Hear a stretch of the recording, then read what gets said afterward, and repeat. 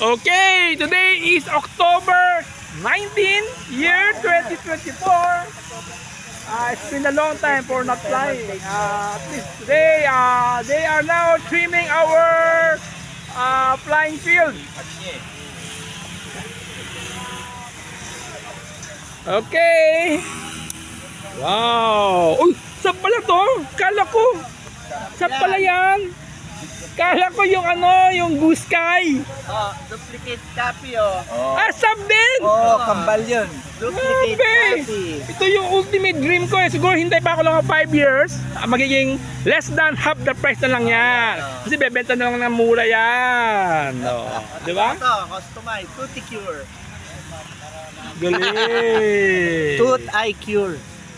I cure the tooth. Puro mga sub boys dito. Gilbert, puro mga sub.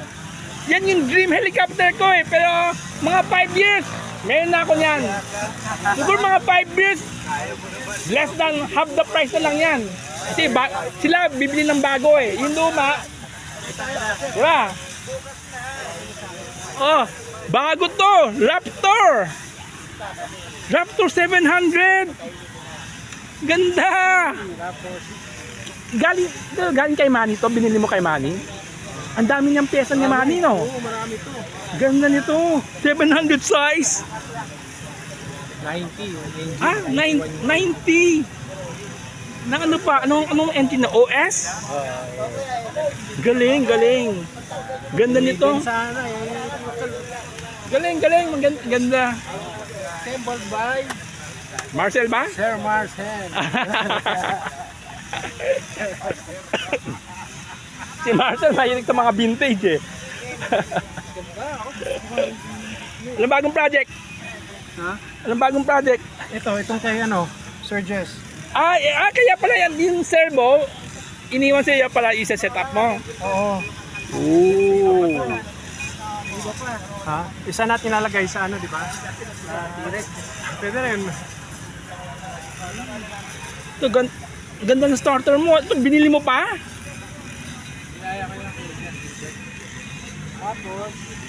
Okay. Ano lang to, motorcycle, scooter, starter lang to eh. Mabilis itong gawin. Punta ka lang sa Shopee. Gawa niya ni This is a handmade by Doc Mel. Yan no. Bagong hobby ni Mel, meron siyang lathe machine. Ito ginagawa niya, no? Lahat 'yan. Pati yung bakal ni Harden niya. Buti lang meron siyang acetylene. Ito bili na sa Shopee. Ganda. Meron kasi tingin takot akong gamitin. Ang mahal nito pag bibili mo sa hobby shop. Okay. Ako naman, I just finished flying my Compass 700. Hindi, this is 600 size Compass. Okay. Anyway, they are now cutting our grass. Kabila, cut na. So they are now cutting the other side. So, yan. Okay, that's about it. Thank you.